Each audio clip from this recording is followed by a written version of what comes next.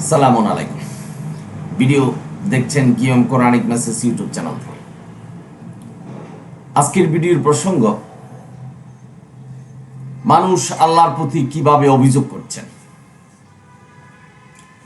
এক ভাই কমেন্টসের মাধ্যমে আল্লাহর অভিযোগের কথা ব্যক্ত করেছেন। আমি আল্লাহর পক্ষ নিয়ে তার জবাব দিচ্ছি এবং আপনাদের কাছে শেয়ার করছি। ভিডিওটা না টেনে দেখবেন, উপকৃত হবেন। ভাই অভিযোগ করলেন যে আল্লাহ দুনিয়ার মালিক একটা কোরআন নিয়ে বসে আছেন কেন? মানে ওনার আরো কোরআনের প্রয়োজন, 2-3টা কোরআন লাগবে। এই দুনিয়াতে যখন আপনি পর্যবেক্ষণ করবেন, আল্লাহর কোরআনের আয়াতের আল্লাহর মতো করে ব্যাখ্যা কতজন করছেন? আমরা কতজন কোরআন সম্পর্কে জানি? বা যিনি আল্লাহর প্রতি অভিযোগ করেছেন সে কোরআনের আয়াত কতটুকু জানেন? যে কোরআন আল্লাহ আমাদের কাছে পাঠিয়েছেন সেটা কতটুকু জানি? আল্লাহ কোরআনকে পূর্ণাঙ্গ করেছেন, বলছেন এই কোরআন যদি আমরা অনুসরণ করি তাহলে জান্নাতে যাব। একটা কোরআনের বিশেষ কিছু না জেনেই আল্লাহর প্রতি অভিযোগ করছেন কোরআন একটা কেন? আল্লাহর প্রতি অভিযোগ ওই ব্যক্তির যে আল্লাহ একটা মানুষের সাথে বকবক করছেন, অর্থাৎ সালামুন আলা মুহাম্মদের নিকট ফেরেশতার মাধ্যমে তার কাছে কথা বলছেন, সারা দুনিয়ার মানুষের সাথে কথা বলেন না। অথচ আল্লাহ কোরআনে বলছেন আমি এমন চক্ষু তৈরি করে নেই যে চক্ষু আল্লাহকে দেখতে পারবে।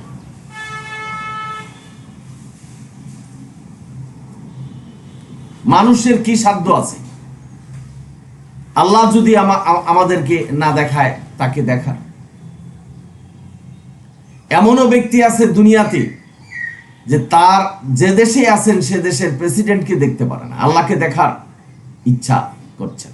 বুঝতে পারছেন না যে কোরআনই আল্লাহ, যে এই কোরআন অনুসরণ করা তাহলে আল্লাহকে অনুসরণ করা হবে। আল্লাহ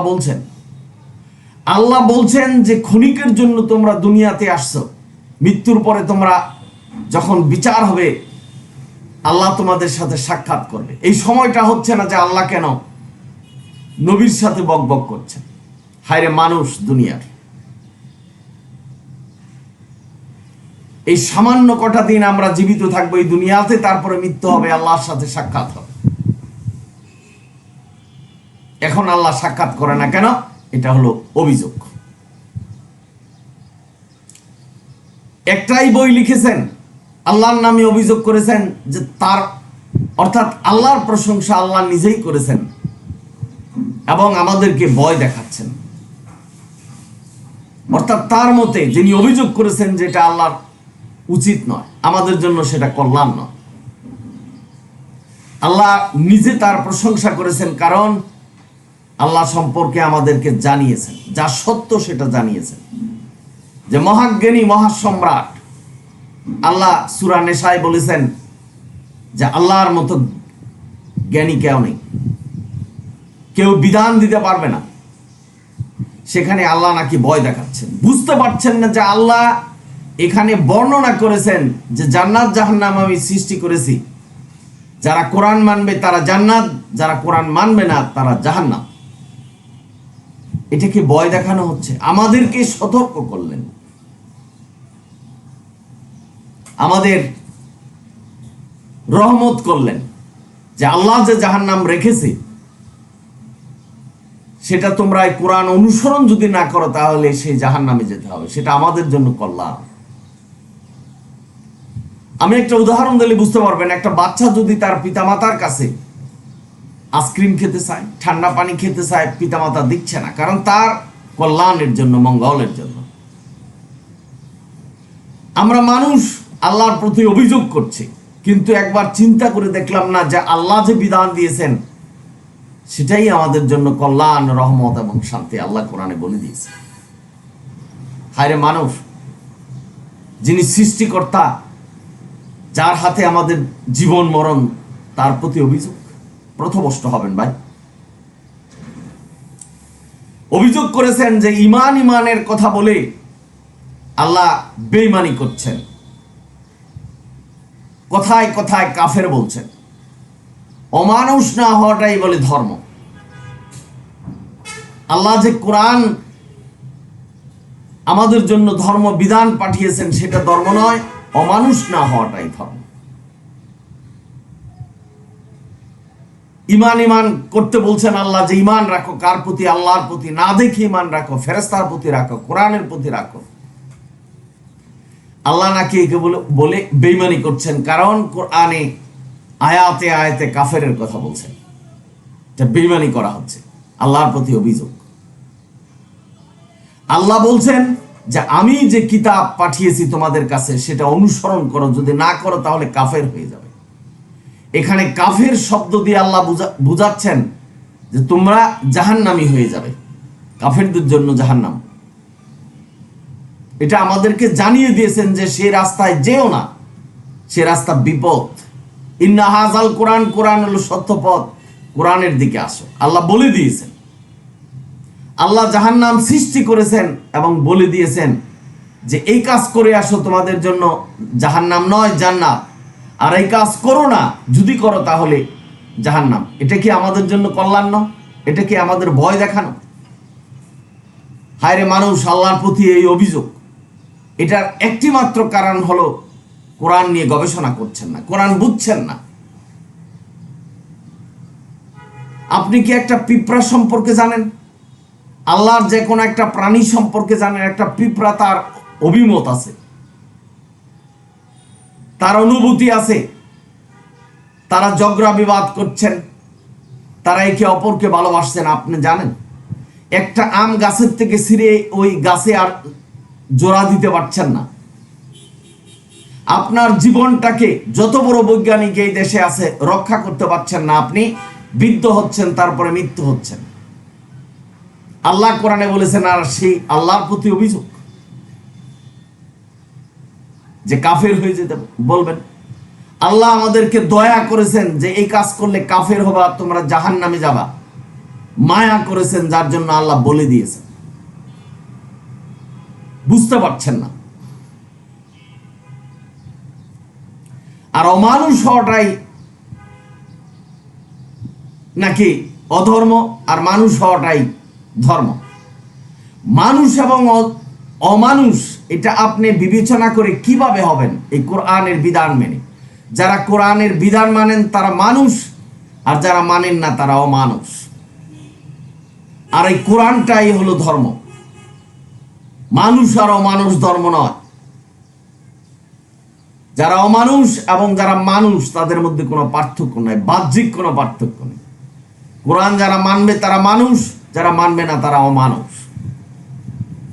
এটা ধর্ম নয়, এটা হলো আপনার কর্ম। আপনি আল্লাহর কাছে শিশু সুলভ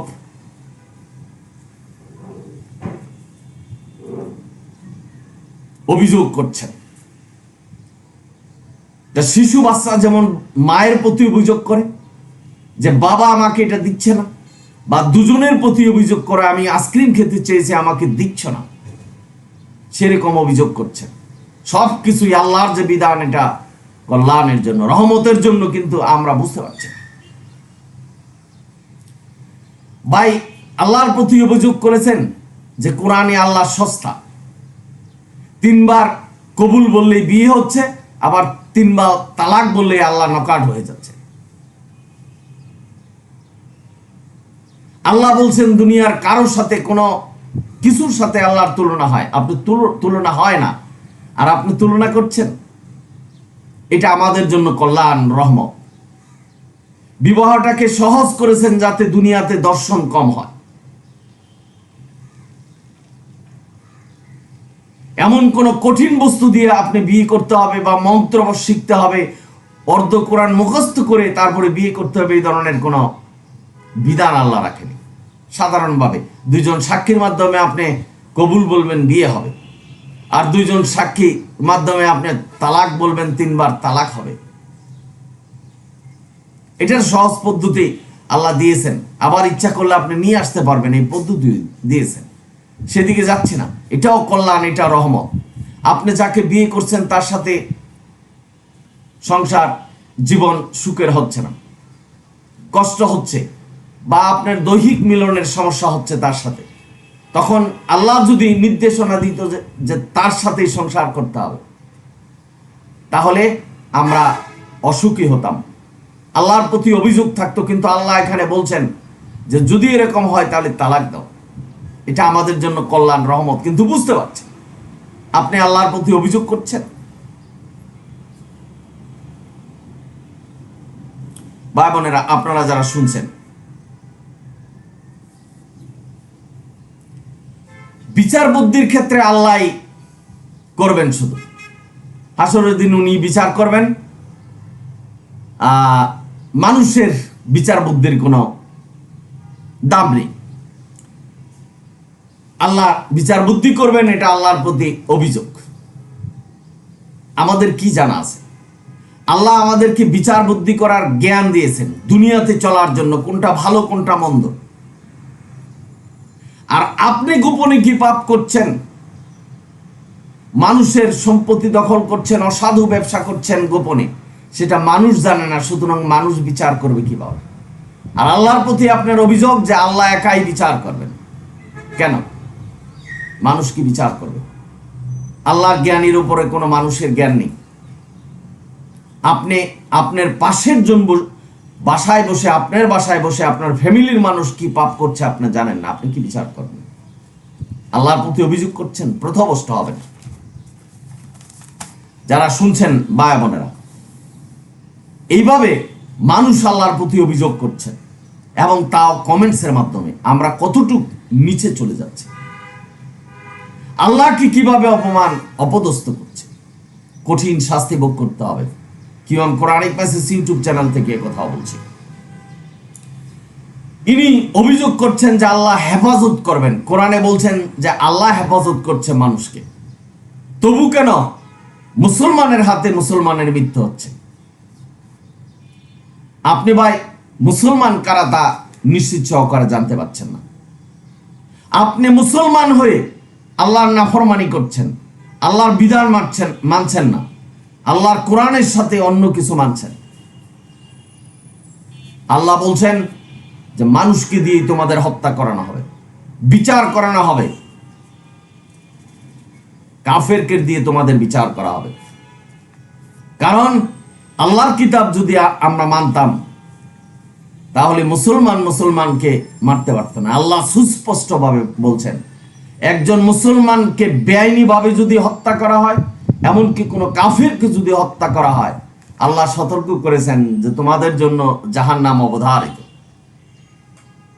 আর আপনি কোরআন জানেননি, কোরআন পড়েননি, কোরআন নিয়ে গবেষণা করছেন না, বলছেন যে মুসলমানের হাতে মুসলমান মৃত্যুবরণ করছেন, যে আল্লাহ বলে হেফাজত করছে। কি হেফাজত করছে? আল্লাহর প্রতি এই অভিযোগ আপনাকে জাহান্নামে নেবে। এবং যারা শুনছেন, যাদের মধ্যে এই অভিযোগ আল্লাহর প্রতি আছে, তারা সবাই জাহান্নামে। বলছেন আল্লাহ ভয় দেখাচ্ছেন না। ভাই, আল্লাহ বলছেন নবীকে তুমিও সতর্ক করো, তুমি ভয় প্রদর্শন করো তাদেরকে, যে আমি কিন্তু জান্নাত সৃষ্টি করেছি, আমি কিন্তু জাহান্নাম সৃষ্টি করেছি। আল্লাহ শুধু ভয় প্রদর্শন করেনি,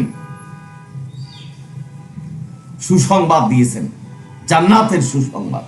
বুঝতে পারছেন না, আল্লাহর প্রতি অভিযোগ করছেন। অভিযোগ করলেন যে ধর্ম অন্য ধর্মকে গ্রাস করার চেষ্টা করে, সেটা রাক্ষসী ধর্ম। অথচ কোরআনে আল্লাহ বলছেন যে যারা অমুসলিম আছে তাদেরকে সালাম দাও, সম্মান করো। আপনি হাদিস এবং কোরআন মিশ্রিত করেছেন। হাদিস বলছে যারা অমুসলিম তাদেরকে অসম্মান করো, কোরআন বলছে তাদেরকে সম্মান করো। হাদিস ধর্ম নয়, কোরআন ধর্ম। সুতরাং যারা কোরআন পড়ছেন, কোরআন বুঝছেন, কোরআন অনুসরণ করে জীবন প্রতিষ্ঠা করছেন, তারা অন্য ধর্মের মানুষকে শ্রদ্ধা করবেন। ইসলাম কোনো সন্ত্রাসী পছন্দ করেনি। নামধারী সন্ত্রাসী আছে, কিন্তু সেটা প্রকৃত মুসলমান না।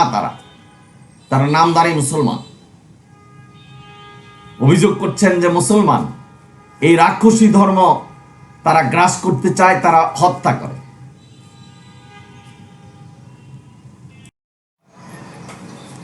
তারা এই মুসলমান ধর্ম রাক্ষসী ধর্ম নয়, সকল ধর্মের মানুষকে সমান চোখে দেখার ইঙ্গিত দিয়েছে কোরআন। আয়াত আছে কোরআনে, বিচার আল্লাহ করবেন, আমাদের বিচার করার জন্য বলে নাই, কোনো বিধর্মীকে হত্যা করতে বলেনি। বরং আল্লাহ বলেছেন যে হত্যা করলে কোনো বিধর্মীকে বেআইনিভাবে তুমি জাহান্নামে যাবা।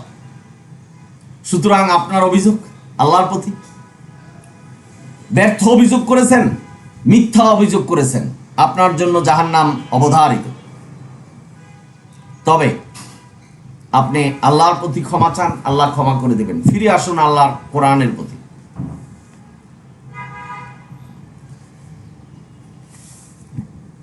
অভিযোগ করেছেন যে কোরআন এমন একটা গ্রন্থ, আল্লাহ বলছেন সর্বশ্রেষ্ঠ গ্রন্থ, কিন্তু কোরআন দিয়ে মানুষ কোনো কিছু আবিষ্কার করতে পারেনি। রেডিও, টেলিভিশন, উড়োজাহাজ, কোনো কিছুই কোরআন দিয়ে আবিষ্কার করতে পারেনি। আল্লাহ সমস্ত কিছু আবিষ্কার করেছেন, তৈরি করেছেন, মানুষের মাথায় ব্রেন দিয়েছেন, আপনাকে পাগল না করে সুস্থ রেখেছেন, চিন্তা শক্তি বৃদ্ধি করেছেন, যার জন্য আপনি পারছেন মানুষের কল্যাণের জন্য যা কিছু আবিষ্কৃত হয়েছে সব আল্লাহর জ্ঞান মানুষের ভিতরে প্রয়োগ করা হয়েছে, আর আপনি সেটাকে করেছেন। এবং আপনি যত জ্ঞানী হন, যত বুদ্ধিমানী হন, যত কিছু আবিষ্কার করেন, আপনাকে মৃত্যুবরণ করতে হবে, আল্লাহর আদেশ। সুতরাং আল্লাহই সবচেয়ে বড় বৈজ্ঞানিক। আল্লাহ বলছেন আমি জান্নাত জাহান্নাম এমন সুখের স্থান, এমন দুঃখের স্থান সৃষ্টি করে রেখেছি যে তোমরা কল্পনা করতে পারো না। আমরা যদি এই বিমান কম্পিউটার দেখে হতাশ হয়ে যাই যে কোরআন দিয়ে আবিষ্কৃত হয়নি কোনো কিছু, আল্লাহ আবিষ্কার করে রেখেছেন, আপনার আমাকে আবিষ্কারের প্রয়োজন নেই। আপনি জান্নাতে যান, কি চাবেন সেটাই পাবেন, সেটাই উপভোগ করতে পারবেন, দুনিয়ার সমস্ত কিছু ভুলে যাবেন। আল্লাহ যে আবিষ্কার করে রেখেছেন সেটা দেখে মানুষের জ্ঞান বুদ্ধি দিয়েছেন, যার জন্য আবিষ্কৃত হয়েছে।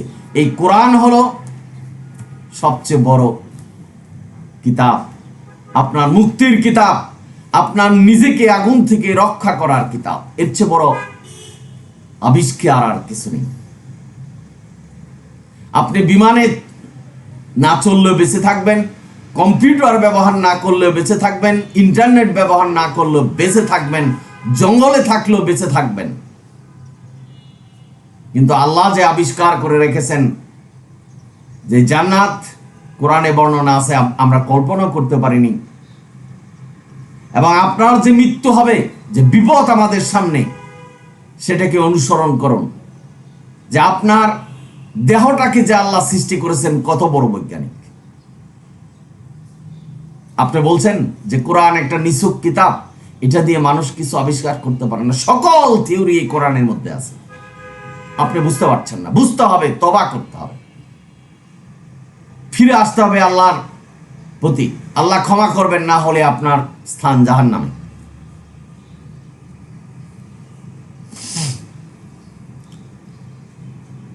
এখানে আল্লাহর প্রতি অভিযোগ করেছেন যে গরিমতের মাল, যুদ্ধে লব্ধ প্রাপ্ত মাল, এটা নেওয়ার জন্য মুসলমানরা বেকুল থাকে, আমি আর আপনিও থাকি। আল্লাহ এই বিশ্ব ব্রহ্মাণ্ডের মালিক, জমিনে আল্লাহ ফসল ফলাচ্ছেন, সেটাকে লুটে নেওয়ার জন্য আপনিও ব্যস্ত। আল্লাহর প্রতি অভিযোগ করেছেন। আল্লাহ গাছে ফল দিয়েছেন, কাঠ দিয়েছেন জঙ্গলে, সেটা নেওয়ার জন্য আপনি ব্যস্ত। তা গরিমতের মানের কথা বলছেন, গরিমত যুদ্ধলব্ধ, যেটা যুদ্ধ করে ফেলে গেছেন, সেটা নেওয়ার জন্য ব্যস্ত।